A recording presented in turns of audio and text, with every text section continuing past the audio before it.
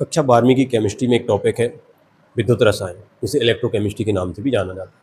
विद्युत रसायन रसायन विज्ञान की फिजिकल केमिस्ट्री अर्थात भौतिक रसायन के अंतर्गत आने वाली एक यूनिट है। इस यूनिट में 1 से लेकर 4 अंक के प्रश्न बनते हैं। आज के टॉपिक में अपन इन लिखे हुए टॉपिक को या कंटेंट को समझने आज के वीडियो में अपन विद्युत रसायन क्या है, चालक, कुचालक, अर्धचालक और विद्युत अपघट्य क्या है, इनको समझने का प्रयास करेंगे। और सबसे पहले विद्युत रसायन क्या है ये सीखेंगे। विद्युत रसायन होता क्या है? विद्युत रसायन मतलब इलेक्ट्रोकेमिस्ट्री। विद्युत रसायन में 2 प्रकार की ऊर्जाएं होती हैं, एक रासायनिक ऊर्जा होती है और एक होती है विद्युत ऊर्जा। इन 2 ऊर्जा के बीच में जो संपर्क है, जो संबंध है और उनके बीच का जो रासायनिक या भौतिकीय रूप से जो कनेक्शन है, उसका अध्ययन अपन करते हैं। तो रसायन विज्ञान की वह शाखा जिसके अंतर्गत रासायनिक ऊर्जा और विद्युत ऊर्जा के मध्य संबंधों का और उनका अध्ययन किया जाता है, उसे विद्युत रसायन या इलेक्ट्रोकेमिस्ट्री कहते हैं। ये भौतिक रसायन इसलिए कहलाती है क्योंकि इसमें फिजिक्स की अवधारणाओं को रसायन विज्ञान की अवधारणाओं के साथ मिलाकर अध्ययन किया जाता है। इसलिए केमिस्ट्री का या रसायन विज्ञान का यह जो क्षेत्र है वो फिजिकल केमिस्ट्री या भौतिकी रसायन कहलाता है। तो विद्युत रसायन क्या है? रसायन विज्ञान की वह शाखा जिसके अंतर्गत विद्युत ऊर्जा और रासायनिक ऊर्जा। विद्युत ऊर्जा मतलब जैसे अपन पंखा घर में सीधे प्लग में लगा के चलाते हैं, वो विद्युत ऊर्जा है। और बैटरी के द्वारा जो ऊर्जा अपन प्राप्त करते हैं वो रासायनिक ऊर्जा है। और उन दोनों के बीच का संबंध जो है वो विद्युत रसायन कहलाता है। अगला हिस्सा आता है, जैसे ही विद्युत का टॉपिक शुरू होता है तो चालक और कुचालक, कंडक्टर और इंसुलेटर। चालक क्या होते हैं ये भी पहले की कक्षाओं में अपन ने पढ़े हैं, और कुचालक क्या होते हैं ये भी अपन ने पहले की कक्षाओं में पढ़ चुके हैं। चालक जिनमें से विद्युत धारा का प्रवाह होता है वो चालक है, और जिनमें से प्रवाह नहीं होता वो कुचालक है। अब एक और आते हैं जिनमें संतुलन या जिनमें शर्तों के आधार पर कुछ मात्रा में विद्युत का प्रवाह होता है और नहीं भी होता है, ऐसे कहलाते हैं अर्धचालक, जैसे कि सिलिकॉन और जर्मेनियम। ये 14वें वर्ग के कार्बन परिवार के 2 तत्व हैं जो अर्धचालक के रूप में ऑब्जेक्टों में हमेशा पूछे जाते हैं। सिलिकॉन 14वें वर्ग का है, तो जर्मेनियम भी 14वें वर्ग का है। वो कार्बन परिवार के पी ब्लॉक के तत्व हैं जो सेमीकंडक्टर होते हैं, अर्धचालक होते हैं। ये कंडक्टर, सेमीकंडक्टर, इंसुलेटर या बैट कंडक्टर होते हैं। तो चालक क्या होते हैं? ये विद्युत का प्रवाह करते हैं। कुचालक नहीं करते हैं और अर्धचालक शर्तों पे, संतुलन में या सीमित मात्रा में कभी करते हैं, कभी नहीं करते। इनका उपयोग आईटी सेक्टर में सबसे अधिक किया जाता है। अब अगला टॉपिक आता है विद्युत अपघट्य क्या है, जो कि इस यूनिट का सबसे बेसिक और मुख्य घटक है।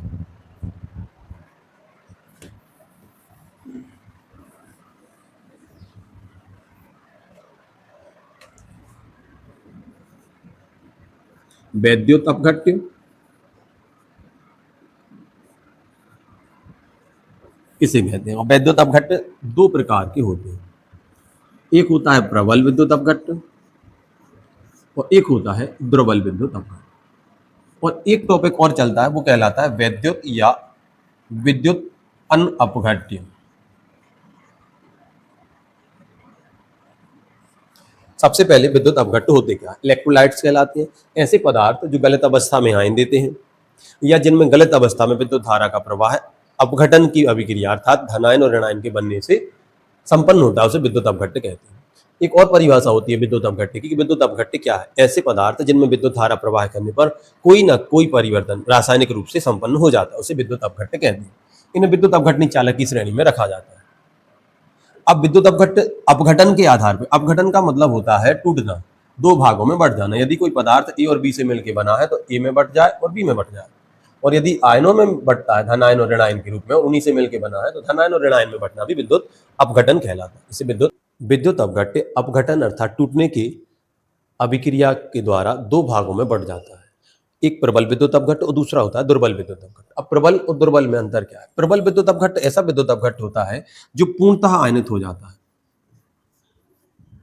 मतलब जितने आयनों से अर्थात धनायन और ऋणायन से मिलकर बनता है उन पूरे धनायन और ऋणायनों में विभाजित हो जाता है, ये प्रबल विद्युत अपघट्य कहलाता है। और दुर्बल विद्युत अपघट्य पूर्णतः आयनित नहीं होता, या इसको लिखते हैं ये आंशिक आयनित होता है। आंशिक का मतलब होता है कुछ अंशों में ये विभक्त हो जाता है, कुछ अंश इसके शेष रह जाते हैं। और इनके साथ चलने वाला एक और टॉपिक जो है विद्युत अनअपघट्य, वो क्या होता है? विद्युत अनअपघट्य होता है जो अपघटित होता ही नहीं है, अर्थात जो गलत अवस्था में ना तो आयन देता है और ना भागों में बढ़ता है, वो विद्युत अपघट्य कहलाता है। जैसे C2H5OH, अल्कोहल विद्युत अनअपघट्य का उदाहरण है।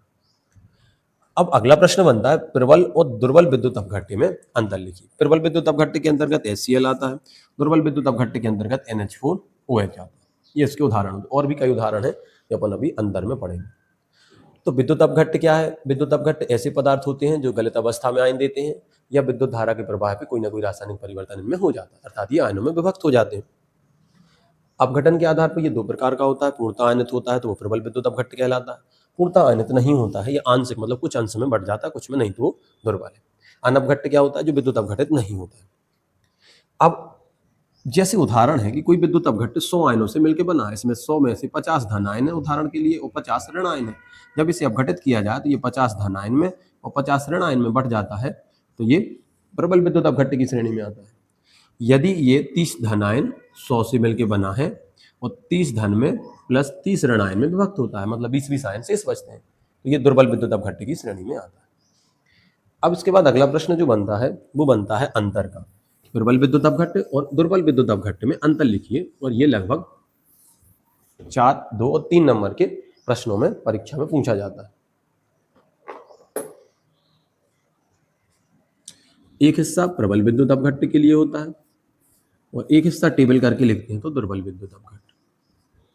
वीक इलेक्ट्रोलाइट्स और स्ट्रॉन्ग इलेक्ट्रोलाइट्स के नाम से जाने जाते हैं।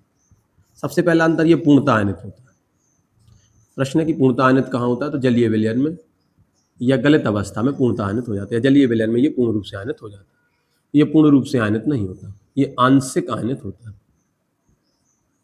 अगला प्रश्न बनता है इनकी चालकता का मान अधिक होता है। अधिक होने का कारण ये होता है क्योंकि ये प्रबल विद्युत अपघट्य है और ये पूर्ण रूप से आयनों में विभक्त हो जाते हैं। जितने आयन है वो सब ऊर्जा प्रदान करने में मदद करते हैं। इसमें इनकी चालकता का मान कम होता है। अगला अंतर आता है ये जो चालकता है ये तनुकरण पर बढ़ जाती है, या तनुकरण पर इन विलयनों की या इन पदार्थों की चालकता का मान या इनके विलयनों की चालकता का मान बढ़ जाता है। और इनकी तनुकरण पर इनकी चालकता का मान प्रभावित नहीं होता। प्रश्न की क्यों नहीं होता? क्योंकि ये पूर्ण जितने आयनों से मिलकर बना है उतने आयनों में विभाजित हो चुका है, तो अलग से पानी मिलाने से, विलयन को तनु करने से इनकी चालकता पर प्रभाव नहीं पड़ता और इनकी चालकता का मान बढ़ जाता है। बढ़ क्यों जाता है? मान के चलो 30-30 आयनों में विभाजित हुआ था, 100 आयनों से मिलकर बना था, 20-20 आयन बचते हैं। तो तनुकरण मतलब पत्रों कर भी पे हो सका जो 35 हो जाए या 40-40 हो जाए, तो कछु मान इनको बढ़ जाते हैं। जब आयनों की संख्या बढ़ जाती है तो चालकता का मान भी बढ़ जाता है। तो इस तरीके से तनुकरण पर यह प्रभावित नहीं होता है और ये प्रभावित होता है, और इसका प्रभाव क्या होता है? ये चालकता का मान बढ़ जाता है। अगला एक उदाहरण है प्रबल विद्युत अपघट्य का। HCl है और इसका है NH4OH अमोनियम हाइड्रोक्साइड। एक और होता है CH3COOH, और भी एग्जाम्पल है, वो भी अपन पढ़ सकते हैं। तो ये परीक्षा में किस तरीके से लिखना है इसको समझने का प्रयास करें। MP बोर्ड या स्टेट बोर्ड की परीक्षाओं में किस तरीके से लिखते हैं, ये एक महत्वपूर्ण प्रश्न है। विद्युत रसायन अर्थात इलेक्ट्रोकेमिस्ट्री से फिजिकल केमिस्ट्री की इस यूनिट से ये प्रश्न महत्वपूर्ण है। प्रबल विद्युत अपघट्य क्या है और दुर्बल विद्युत अपघट्य होते क्या है, इनमें अंतर। 2 नंबर में यदि प्रश्न आता है तो आपको इसके 2 अंतर लिखने हैं। यदि इसी प्रश्न को 3 की योजना में पूछने हैं तो 3 अंतर लिखने हैं, और यदि 4 में आता है तो 4 लिखने हैं। कभी कभी इसी प्रश्न के 2 हिस्से बनाते हैं कि विद्युत अपघट्य क्या है, प्रबल और दुर्बल विद्युत अपघट्य में अंतर लिखिए। आपको डेफिनेशन और 4 अंतर लिखिए। यदि आपको शर्त के साथ पूछते हैं कि कोई 2 अंतर लिखिए, तब आपको उतने ही लिखने हैं जितने आपसे पूछे जाए, ना कम लिखना है ना ज्यादा। तो फिजिकल केमिस्ट्री मतलब भौतिक रसायन के यूनिट। विद्युत रसायन में अपन ने आज पढ़ा विद्युत रसायन क्या है, चालक क्या है, कुचालक क्या है, अर्धचालक। फिर विद्युत अपघट्य क्या है, विद्युत अपघट्य के बाद विद्युत अनपघट्य क्या है, और विद्युत अपघट्य के 2 प्रकार हैं, प्रबल और दुर्बल विद्युत अपघट्य। उनके बीच में अपन ने अंतर पढ़ा। एक पूर्णतः आयनित होते हैं और आज अंक की दृष्टि से अपन ने 1, 2, 3 और 4 अंकों के इन प्रश्नों को कवर किया। अगले दिन विशिष्ट चालकता, विशिष्ट प्रतिरोध और प्रतिरोध, इन टॉपिक को समझने का प्रयास करें।